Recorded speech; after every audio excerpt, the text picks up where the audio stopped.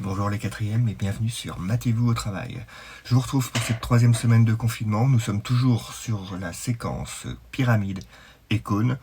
Pour le moment, juste des définitions de pyramide et de cône et surtout la formule pour calculer et déterminer le volume d'une pyramide et d'un cône. Je vous rappelle, 1/3 de l'aire de la base fois la hauteur. Il faut juste savoir déterminer la hauteur de ces deux solides.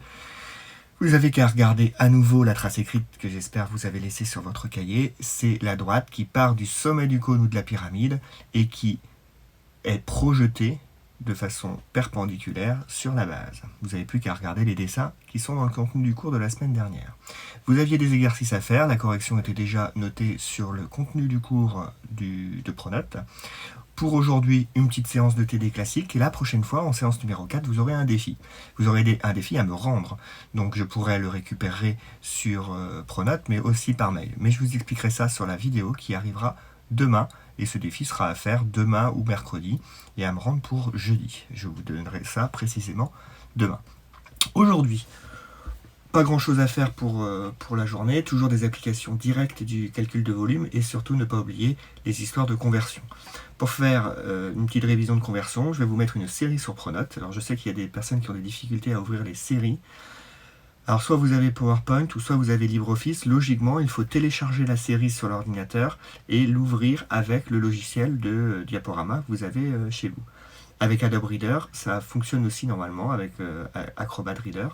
Et je crois qu'on peut l'ouvrir avec Mozilla ou Chrome. Essayez de l'ouvrir avec votre navigateur, ça pourrait peut-être fonctionner aussi. Donc vous avez la série 35, qui est une série sur les changements d'unité. Ensuite, 3 exercices à faire. Alors, dans un des exercices, il y a un petit rappel. Vous aurez besoin d'aller chercher le théorème de Pythagore pour calculer une valeur inconnue dans un triangle rectangle.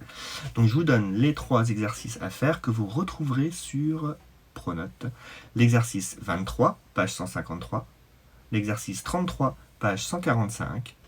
Et l'exercice 34, page 145. Vous avez 3 exercices à faire.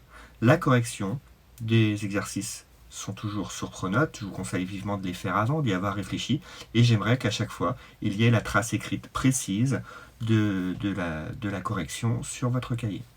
Je vous souhaite une bonne journée, bon courage, et matez-vous au travail.